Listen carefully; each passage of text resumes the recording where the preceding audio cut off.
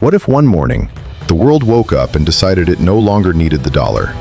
Not a war, not a crash, not a headline, just a quiet decision made behind closed doors by countries that are done playing by Washington's rules. Brics is not just a group of developing nations trying to find their footing. It is a coalition of countries that together hold more than 40% of the world's population and more than a quarter of global economic output. And right now, they are building something that was unthinkable 20 years ago, an alternative, a parallel system, a world where the dollar is optional. China is moving faster than most Americans realize. Russia, cornered by sanctions, is no longer waiting for permission. And dozens of countries across Asia, Africa, and the Middle East are quietly asking a question they never dared ask before. Why does one country get to control the currency that the entire world depends on? If this plan succeeds, the cost of your groceries, your mortgage, your retirement savings, none of it will be immune. Because when the dollar loses power, America doesn't just lose prestige. America loses the invisible engine that has kept its economy running for over 80 years. Something huge is coming, and most Americans have no idea it has already started. In this documentary, we are going to pull back the curtain on what Brics is really building, and why it matters to every single American. We will look at why nations across the world are growing frustrated with dollar dependency, and what they are doing about it. We will examine China's long game, Russia's survival strategy, and why countries like India, Brazil, and Saudi Arabia are carefully repositioning themselves on the global chessboard. We will ask what happens to American jobs, American prices, and American power if a new financial system begins to take hold. And we will face the question that no politician in Washington wants to answer out loud. If the dollar is no longer the world's currency, what does America become? This is not a story about economics alone. This is a story about power, about control, about who gets to write the rules of the world. And right now, those rules are being rewritten. For decades, the US dollar was more than just a currency. It was a promise that wherever you were in the world, whether you were buying oil in the Persian Gulf, settling a trade deal in Southeast Asia, or borrowing money in sub-Saharan Africa, you would do it in dollars. Not because everyone loved America, but because there was no other choice. After World War II, the world was in ruins. Europe was shattered. Asia was rebuilding from the ground up. And America stood alone, its factories untouched, its military undefeated, its economy the only one large enough to anchor the global financial system. The Bretton Woods Agreement made it official. The dollar became the world's reserve currency. And from that moment forward, America gained something no empire in history had ever possessed: the ability to print the currency that the entire world needed.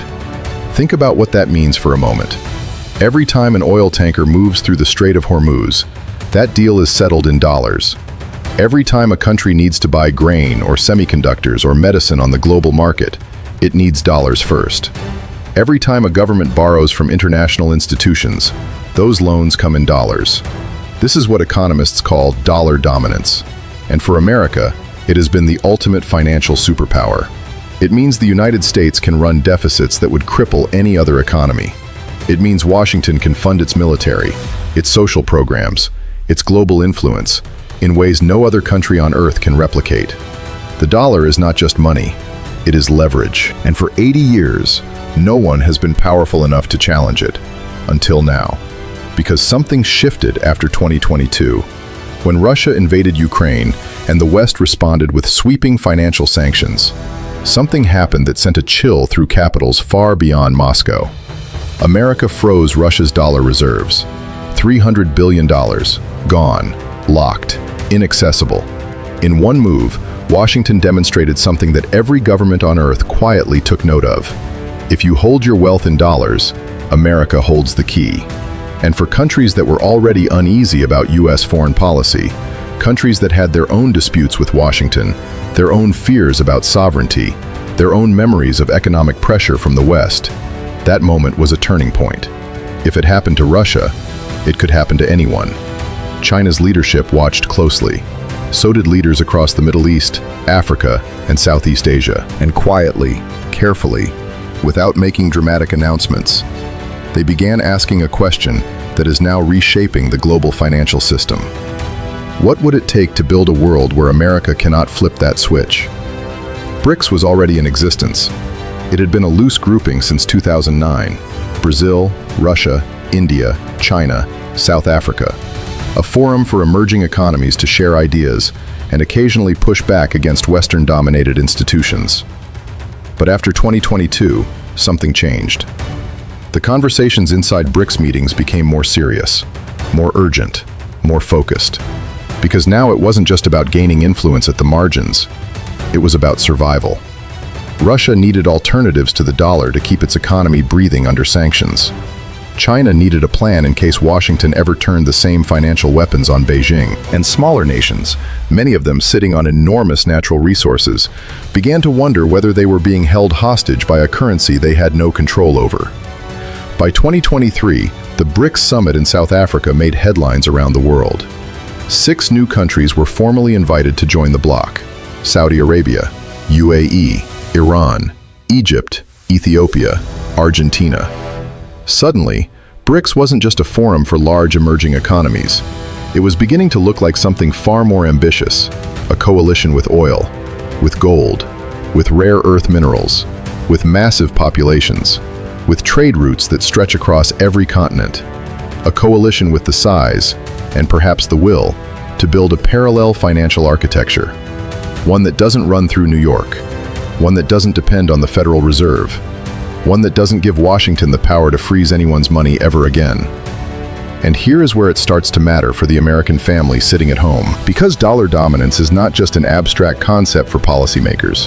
It is the reason America can borrow cheaply. It is the reason inflation has historically been kept in check. It is one of the invisible forces that keeps interest rates manageable, that keeps the cost of imports affordable, that allows the US government to spend in ways no other nation can. If that foundation begins to crack, the pressure doesn't just show up in financial reports. It shows up in your mortgage payment, in the price at the grocery store, in the cost of filling your car, in the value of your retirement account 20 years from now.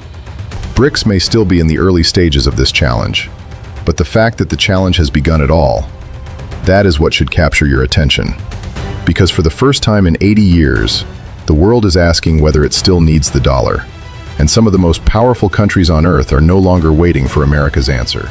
Because the plan is already in motion. It didn't start with a single announcement. It didn't begin with one dramatic summit or one bold declaration. It started the way the most dangerous shifts in history always start. Slowly, quietly, almost invisibly. To understand what Brics is building today, you have to understand how the frustration began. Go back further than 2022. Go back further than the Russia sanctions. Go back to a pattern that dozens of countries have experienced firsthand over the past several decades. A pattern they call dollar weaponization. When Washington disagrees with a country's government, sanctions follow. And because the entire global financial system runs through dollar-denominated institutions, those sanctions don't just hurt the targeted government. They cut off entire populations from the global economy. They freeze trade. They collapse currencies. They cause suffering that spreads far beyond the political leaders Washington is trying to pressure. Iran lived through it. Venezuela lived through it. Cuba has lived through it for over 60 years. And the rest of the world watched. They watched and they learned that the dollar is not neutral. It is a political instrument. And if you are a country that does not always agree with Washington, that realization is deeply unsettling. Because it means your economy is never fully your own. It means one decision made inside the US Treasury Department, one signature from an American president, can cut you off from the global financial system overnight. For smaller nations, that vulnerability has always felt unavoidable. But for larger powers, for China, for Russia, for countries sitting on enormous reserves of oil and gold and natural resources, that vulnerability became increasingly unacceptable. And so the quiet work began. China moved first, and China moved methodically. For years, Beijing has been building what analysts now call a shadow financial infrastructure, a system designed not to immediately replace the dollar, but to make the dollar optional. The first piece of that infrastructure is trade settlement in local currencies. Traditionally, when China buys oil from Saudi Arabia, that deal is priced and settled in dollars. Both countries need to hold dollar reserves. Both countries are dependent on the US financial system to complete the transaction. But China has been quietly negotiating bilateral agreements with trading partners across Asia, the Middle East, and Africa. Deals that allow trade to be settled directly in yuan, or in the local currency of the trading partner.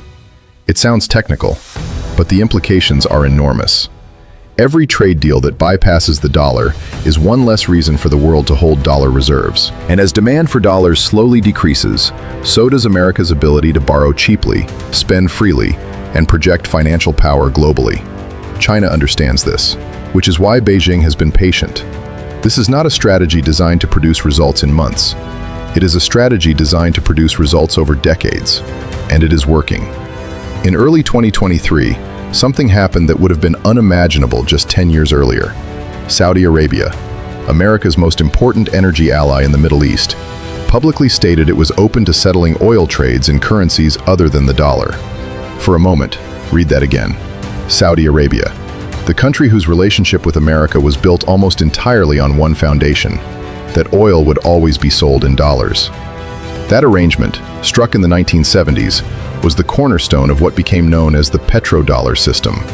America guaranteed Saudi security. Saudi Arabia guaranteed that oil, the most traded commodity on earth, would always be priced in dollars.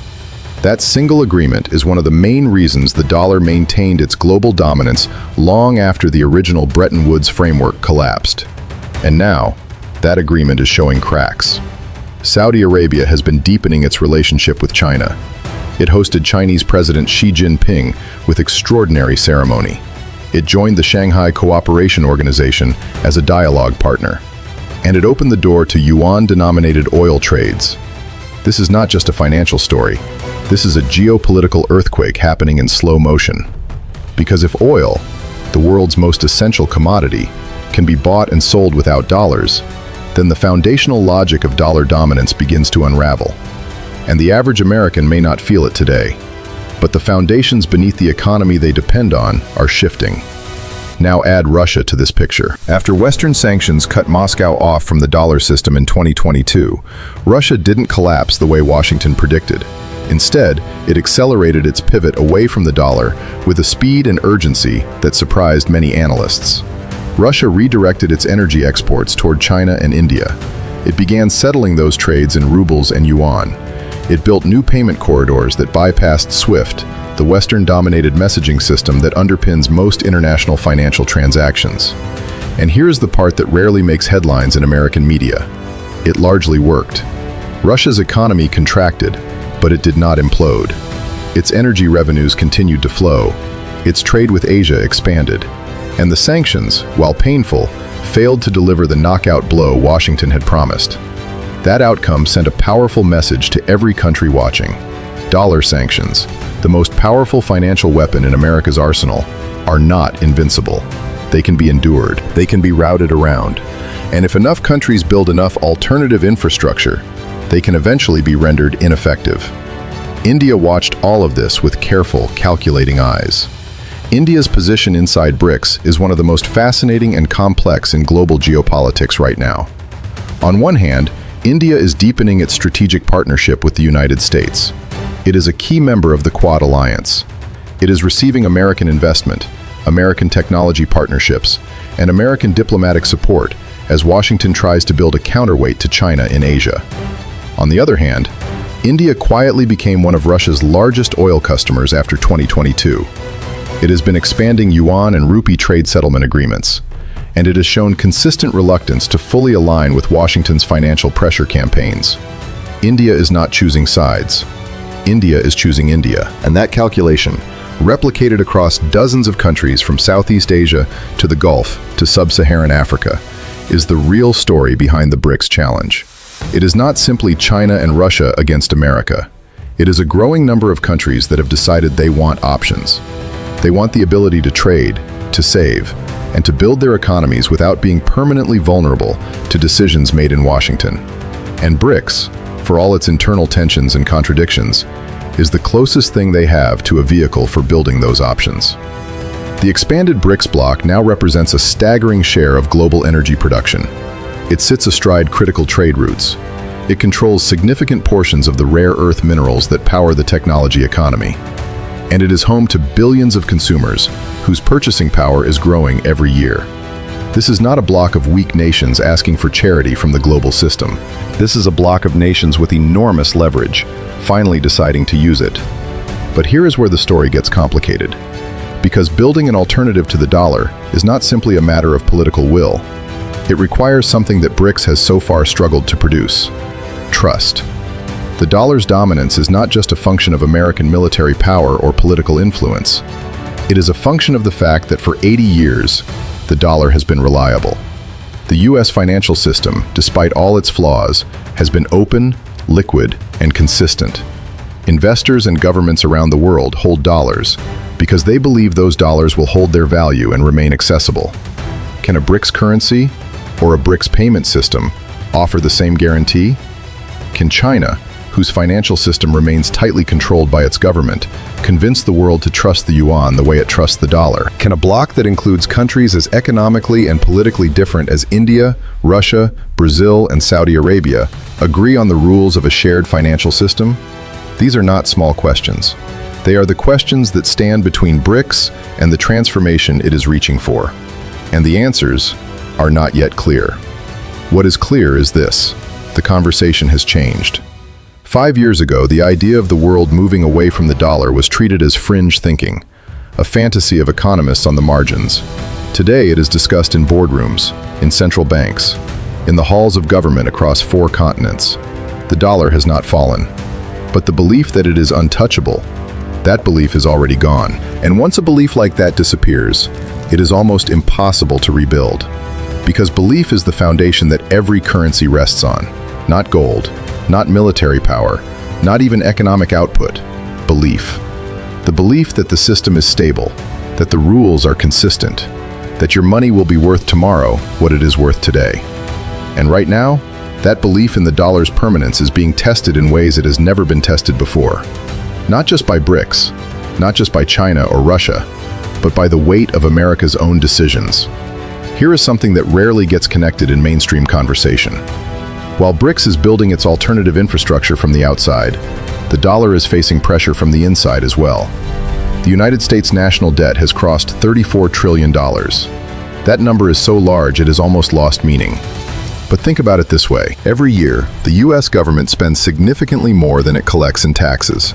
To cover that gap, it borrows. It issues treasury bonds. And for decades, the world was happy to buy those bonds because they were priced in dollars, and dollars were the safest asset on earth. But what happens when the world starts questioning that safety? What happens when foreign governments, watching America use the dollar as a political weapon, start quietly reducing their treasury holdings? That is already happening. China has been steadily reducing its U.S. treasury holdings over the past several years.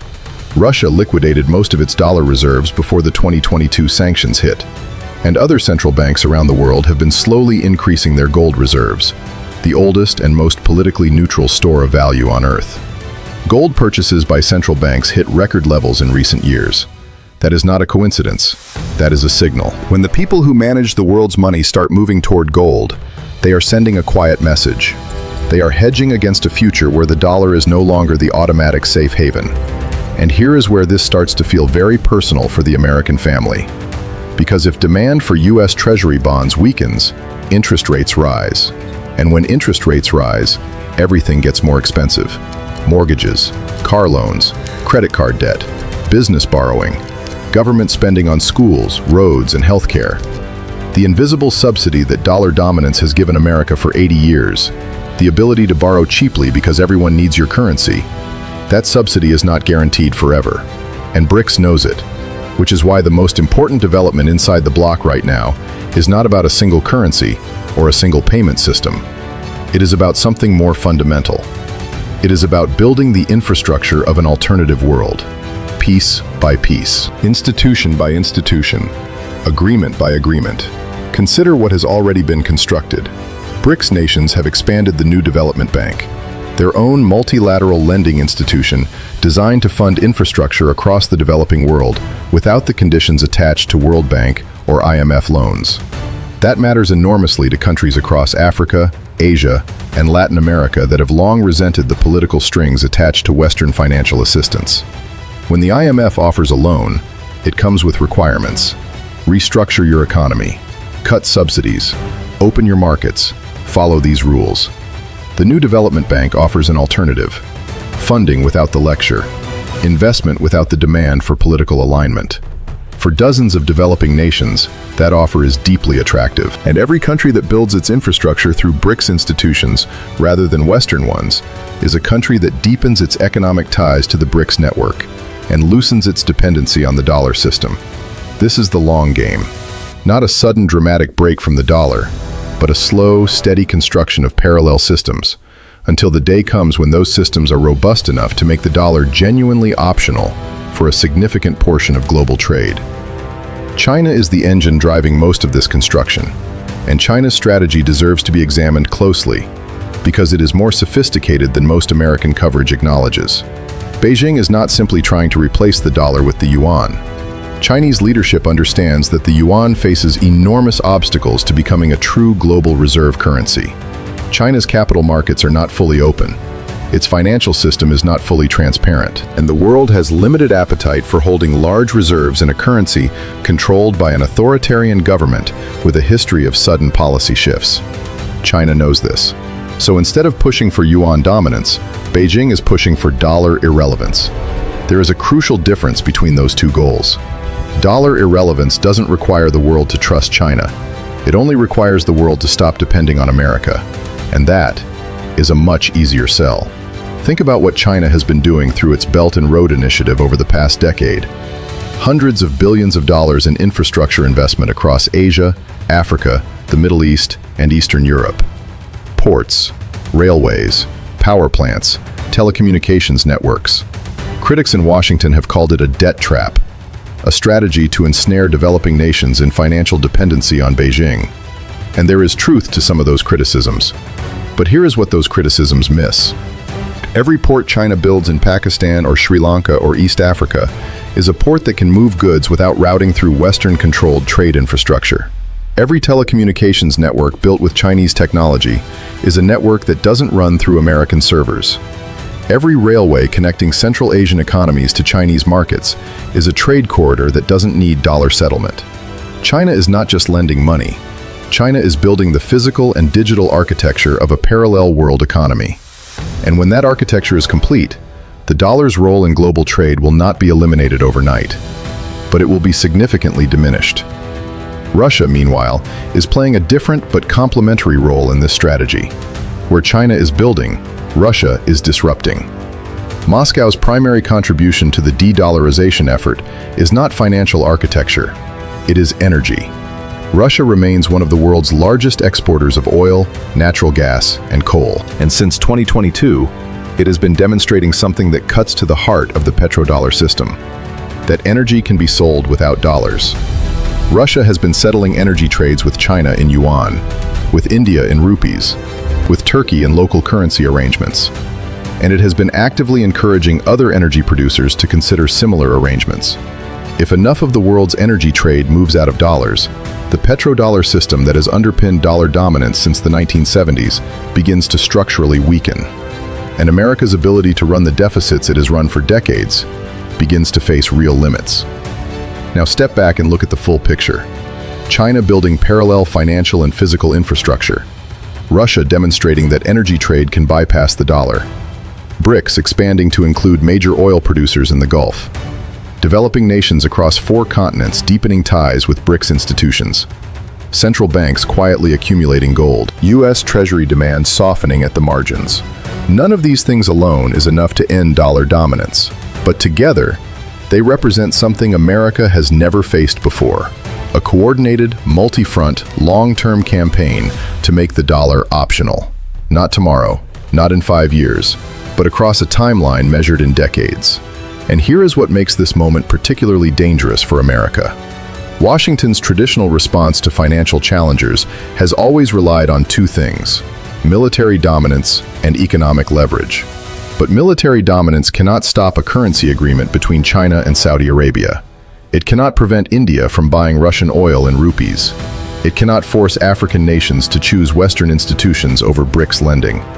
And economic leverage, the sanctions weapon, is slowly losing its edge as more countries build the infrastructure to route around it. America is not powerless, not even close. The dollar remains by far the world's most used reserve currency. U.S. financial markets remain the deepest and most liquid on Earth. American technology, military power, and diplomatic reach still give Washington enormous influence. But the margin is narrowing, and the window for America to respond effectively, to adapt its foreign policy, its financial strategy, its approach to allies and rivals alike, that window is not open forever. Because on the other side of the world, in the meeting rooms of Beijing, in the energy corridors of Moscow, in the finance ministries of Riyadh and New Delhi, the planning continues, patient, methodical, generational. And the world that planning is designed to create is closer than most Americans realize. And the hardest truth about what is coming is that it will not arrive with a warning. There will be no single moment, no dramatic announcement, no breaking news alert that tells the American people the world has changed. It will happen the way all great power shifts happen, gradually, then suddenly. And by the time most people notice, the new architecture will already be in place. So what does that future actually look like? Let's walk through it honestly, not with panic, not with propaganda, but with clear eyes and a willingness to face what the evidence is pointing toward. There are two possible futures taking shape right now, and the path the world takes will be determined by decisions being made today, in Washington, in Beijing, in Riyadh, and in dozens of capitals that most Americans could not find on a map. The first future is one where Brics succeeds in its long-term goal, not necessarily in creating a single unified Brics currency. That remains unlikely in the near term given the internal tensions within the bloc. India and China share a deeply contested border. Brazil's political direction shifts with every election cycle. Saudi Arabia still has deep security dependencies on Washington, but success for Brics does not require unity. It only requires fragmentation of the dollar system, and fragmentation is already underway. Imagine a world 10 to 15 years from now, where 30 to 40% of global trade is settled outside the dollar, where a significant portion of oil deals are priced in yuan, rupees, or a Brics-linked digital currency, where the new development bank has become a genuine alternative to the IMF for dozens of developing nations, where American sanctions have lost much of their bite because enough of the world has built enough infrastructure to absorb them. In that world, America is still powerful, but it is powerful the way Britain was powerful in 1950, respected, influential, armed, but no longer the unquestioned center of the global system. And the consequences of that shift for everyday American life would be profound. Without the automatic global demand for dollars, the US government's ability to borrow cheaply begins to erode. Interest rates climb. The cost of carrying the national debt becomes a genuine crisis rather than a manageable challenge. Government spending faces real constraints for the first time in generations. That pressure lands on American families directly. Social programs face cuts. Infrastructure investment slows. Military budgets face hard choices. And the cost of imported goods, the televisions, the clothing, the electronics, the medicines that Americans buy every day, rises as the dollar's purchasing power on global markets gradually weakens. This is not a collapse. It is a slow, grinding compression of the American standard of living. A world where the middle class works harder for less, where retirement savings buy less security than they once did, where the gap between America's global ambitions and its financial reality becomes impossible to ignore. That is the first future. The second future is one where America adapts, where Washington recognizes the threat not as something to be dismissed or ridiculed, but as a genuine strategic challenge requiring a genuine strategic response. What would that response look like? It would require America to rebuild the credibility of its financial system, not through military threats or escalating sanctions, but through consistent, rules-based behavior that makes the dollar genuinely trustworthy for allies and rivals alike. It would require Washington to strengthen its relationships with the countries sitting on the fence.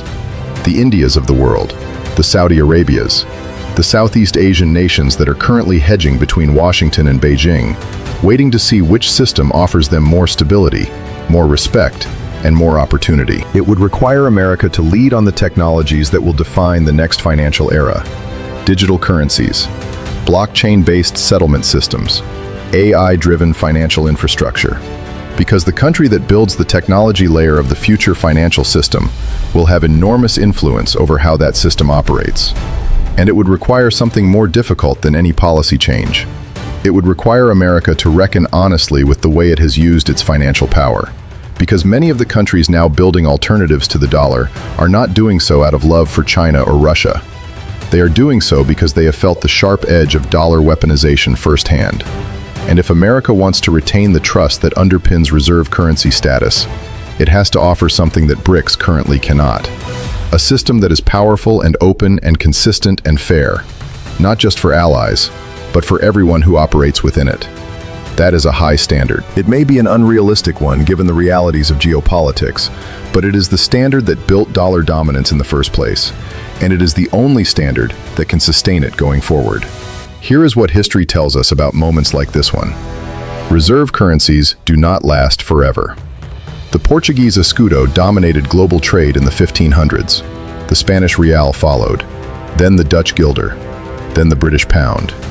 Each one rose on the back of genuine economic and military dominance. Each one faded as the balance of power shifted. The dollar has lasted longer than any of them, but length of dominance has never been a guarantee of permanence. What history also tells us is that these transitions are never clean. They are never quick, and they are almost always more disruptive than anyone predicted.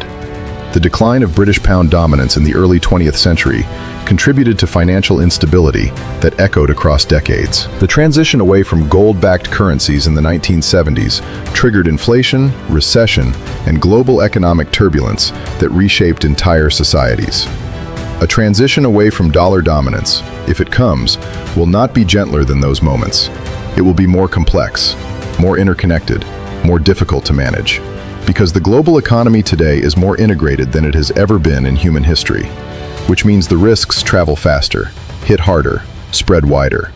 And the American family sitting at home, watching prices rise, watching interest rates climb, watching the news cycle move from one crisis to the next, may feel those risks long before any analyst declares that a transition has officially begun. That is the reality of where we stand today. Brics is not 10 feet tall. It faces real internal contradictions, real trust deficits, real limitations in what it can build and how fast it can build it. The dollar is not on the verge of collapse. It remains deeply embedded in global trade, finance, and investment in ways that will take years, possibly decades, to meaningfully unwind. But the direction of travel has changed. The assumptions that held the dollar system together, that the world had no alternative, that America's financial behavior would remain consistent, that emerging economies would always accept the terms of a Western-designed system, those assumptions are crumbling. And Brics, for all its imperfections, is the vehicle through which that crumbling is being accelerated. The leaders meeting in those summits, the finance ministers signing those bilateral agreements, the central bankers quietly accumulating gold, the energy ministers negotiating those yuan-denominated oil deals. They are not moving randomly. They are moving towards something. A world where no single country controls the financial system that everyone else depends on. A world where power is distributed differently than it has been for the past 80 years. Whether that world is more stable or less stable than the one we have now, no one can say with certainty. Whether it is better or worse for ordinary people across the globe, that will depend entirely on how the transition unfolds and who shapes the rules of what comes next. But one thing is becoming increasingly clear. That world is no longer a distant possibility debated in academic journals and think tanks. It is a project under active construction. And the real question is no longer whether Brics can challenge the dollar. The real question is whether America is ready for a world where the dollar is no longer untouchable. Because ready or not, that world is being built.